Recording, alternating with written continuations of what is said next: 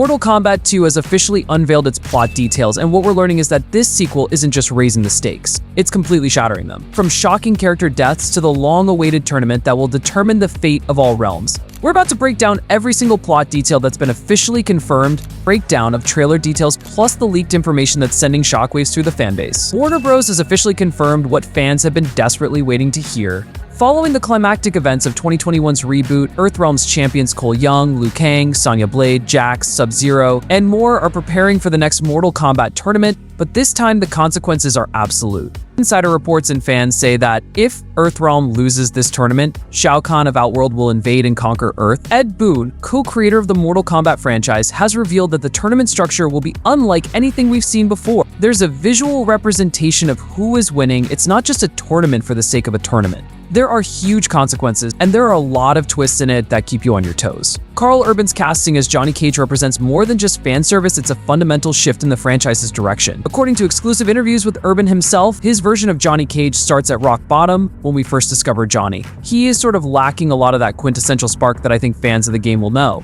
We start him at a very low point. His career is completely in the dumps. He has no self-confidence. He has neglected his martial arts training. This isn't the cocky, swaggering movie star we know from the games. Urban's Johnny begins as a broken man who gets called up to represent Earthrealm at his absolute lowest point. Director Simon McQuoid has confirmed that Urban's integration into the Mortal Kombat universe is central to the film's narrative. His integration into the Mortal Kombat story and universe is a big part of what this movie explores. He's a washed-up Hollywood guy thrown into this magical, ultra-violent thing.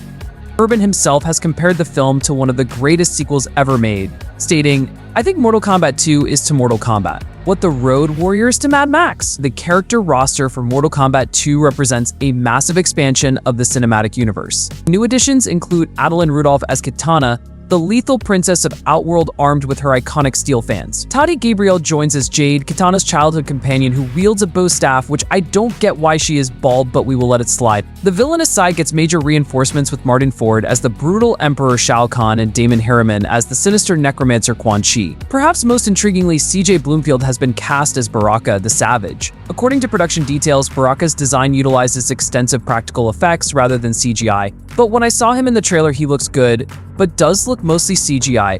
Let me know what you think about this. The introduction of Quan Chi and the Nether Realm storyline.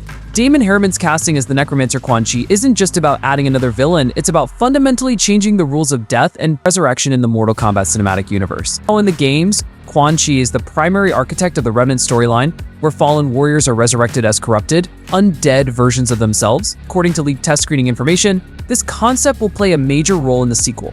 The film is reportedly exploring spirits in the Nether Realm and things like that, according to Ed Boon. Jeremy Slater, the film's screenwriter, has hinted at the supernatural expansion. The sequel looks like it will be fun, full of action, and give us a better look into the magical and hellish worlds. This suggests that Mortal Kombat 2 will delve deeper into the mystical aspects of the franchise, potentially setting up resurrection storylines for characters who died in the first film. The NetherRealm connection also explains how certain characters can return despite their deaths.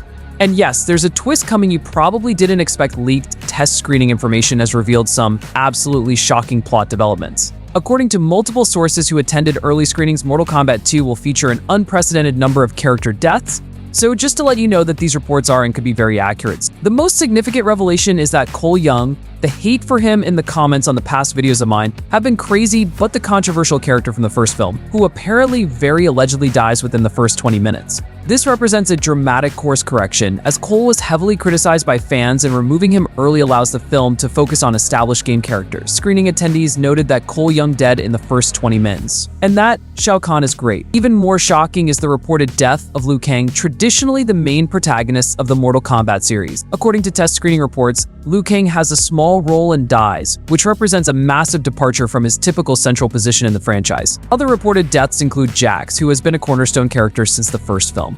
The test screening reports indicate that the film features lots of deaths and maintains the brutal tone that made the 2021 reboot successful. However, with Quan Chi's presence in the film, these deaths may not be permanent, setting up potential Revenant storylines for future installments. One of the most significant plot revelations is that Mortal Kombat 2 will largely center around Kitana's character arc. Test screening reports consistently describe it as a Johnny Kitana movie, indicating that these two characters will drive the narrative. This represents a major shift from traditional Mortal Kombat storytelling. where Liu Kang typically serves as the central protagonist. Adeline Rudolph's portrayal of Kitana has received universal praise from test screening attendees, with multiple sources noting that Kitana was amazing. The character's storyline reportedly involves seeking revenge after witnessing the death of her father, King Gerard, at the hands of Shao Kahn. This personal vendetta gives Kitana a compelling motivation that goes beyond simply defending Earthrealm. She's fighting to reclaim her kingdom and avenge her family. The focus on Kitana also allows the film to explore the political complexities of Outworld. The film will show how Shao Kahn conquered Edenia, killed King Gerard, and corrupted Queen Sindel into an undead servant. Kitana, scarred by these traumatic events, becomes a central figure in the resistance against Shao Kahn's madness. This narrative choice also sets up potential romantic subplots and character dynamics that haven't been explored in previous adaptations. Kitana's interactions with Liu Kang, her complicated relationship with her corrupted mother Sindel, her connection to Jade all provide rich material for character development beyond the typical tournament fighting structure. This indicates that the Emperor of Outworld will be directly involved in multiple major combat sequences, rather than serving as a distant puppet master like Shang Tsung in the first film. The plot reportedly shows Shao Kahn's brutal efficiency in eliminating threats to his power. The death of King Gerard establishes his ruthless approach to conquest. His battles with multiple Earthrealm champions demonstrate that he's not just physically powerful but strategically brilliant. Ed Boon has confirmed that the tournament structure will have huge consequences and feature a lot of twists. This suggests that Shao Kahn's approach to the tournament won't be straightforward. Rather than simply following the established rules, he may use his political power and magical abilities to manipulate the competition in his favor. The Emperor's presence also raises the stakes beyond simple realm conquest. The inclusion of Quan Chi opens up fascinating possibilities for character resurrection that go far beyond typical sequel continuity. The transformation from heroic Sub-Zero to villainous Noob Saibot would provide a compelling character arc that bridges both films. Now for the part most people have been waiting for. Hiroyuki Sanada's return as Scorpion promises a very different character arc than in the first film. Ed Boon has confirmed that Scorpion plays a different role. This suggests that Scorpion has moved beyond his simple revenge quest against Sub-Zero and into a more complex position within the larger conflict. Sub-Zero's death resolved, Scorpion's motivation shifts from personal vengeance to broader cosmic responsibility.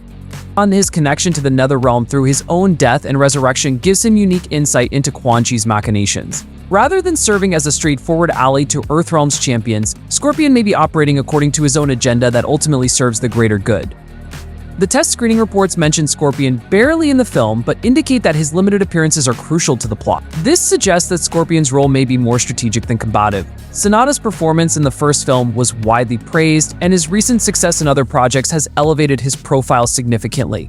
His reduced but essential role in the sequel suggests that the filmmakers are using him strategically rather than simply recycling his previous character arc. What do you think about these massive plot revelations? Are you excited to see Cole Young's early exit? Drop your thoughts about the tournament structure and character deaths in the comments below. If this breakdown helped you understand the complex storyline that's coming our way, smash that like button and subscribe for more exclusive entertainment news and analysis. The tournament is about to begin, and we'll be covering every brutal detail as it unfolds. Stay tuned for more Mortal Kombat 2 coverage as we count down to the film on the film's release.